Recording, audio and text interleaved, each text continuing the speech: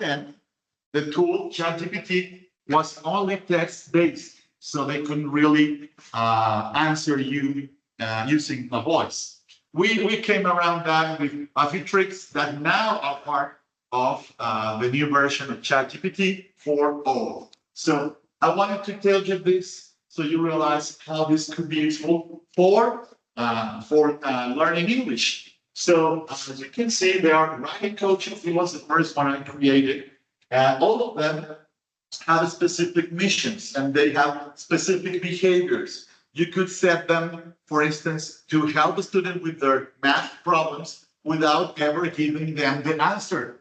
But they could just guide them so they could find the answer on their own. In some cases, this was used for education, but in some other cases, you can guide them in different directions.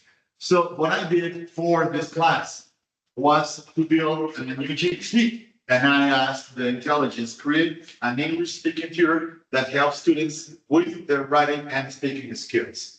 And then we gave it a name and it created this template. This one is available for everyone. If you'd like to check it out, it's online, free of use for everyone. So what happened? He asked me a series of follow-up questions just to ask me what the behavior should be. And I was telling them that it would be good to assess the phrases proposed by the user, giving advice, pointing out mistakes, and recommending solutions without giving the perfect solution. Because I found out that happens very often. Once you make a mistake, they tell everyone, this is what you should have said. And that's the end. So it's not really helpful at all for professors. So once we were all set, we tried to define communication style and other details, and then we got to a live test. This kind of intelligence is also text-based. So that was a problem for the class. They recently, in May, they presented the new tool that runs on personal devices like phones or tablets. And that version speaks, can see, and listens. So I had a challenge. I asked ChatGPT last week, is it possible to combine the two of them? Can I use one specific tailored version GPT with the mobile version so we can actually interact with intelligence? And it told me no, that's not yet possible. But good news, I tried yesterday and I was able to do that. So that's exactly what I would like to present to you to see if it helps with this practice. So I asked the tutor to come up with 5 questions and he's ready to talk with you. So that's the next stage. So this is what I worked on yesterday. So I asked the English tutor if I could get some sample questions.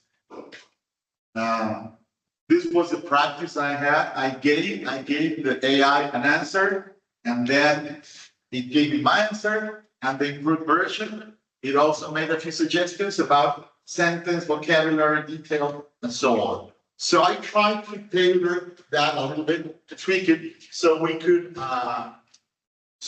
guide the students throughout the process. So instead of correcting a full answer, what would happen normally is the student will give a very short answer. And then I tried to configure the app so it could ask the students to create throughout different iterations a good answer.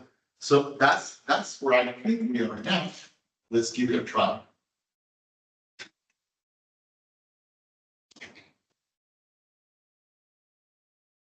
Let's see if you can hear and see the intelligence.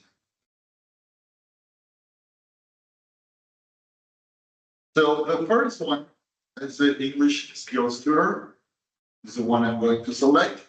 And then I select the headphones, this corner, and read.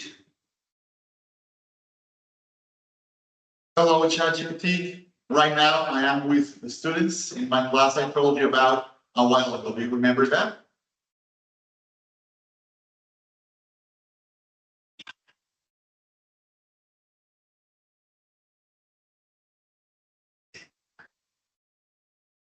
We will try to answer one of the questions we discussed earlier, and I ask you please to select one of them randomly and ask that question to one of my students who will answer, so you can grade his answers and maybe give him some advice about how to improve that, okay?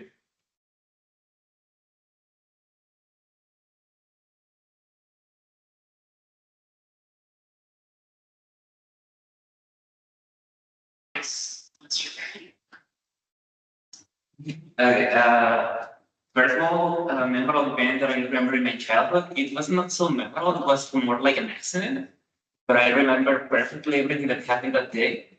So I remember that I went to an old store called Gigante. I was in the supermarket and I was in the grocery cart. So my mom left me near to the stationary things and I tried to grab some pens.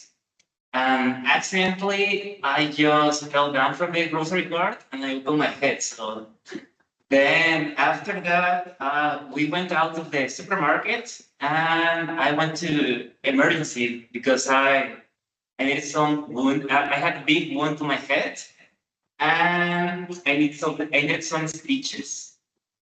It's not memorable at all, but I remember. So, now, it's a fun story.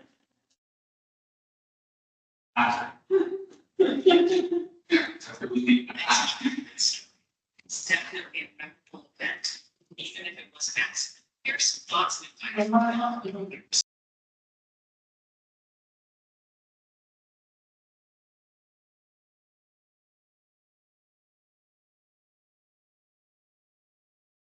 So as you can see, it will follow a set of pre-programmed behaviors, and it will give the student opportunities to improve his or her answer about structure, language, and so on. And look at this.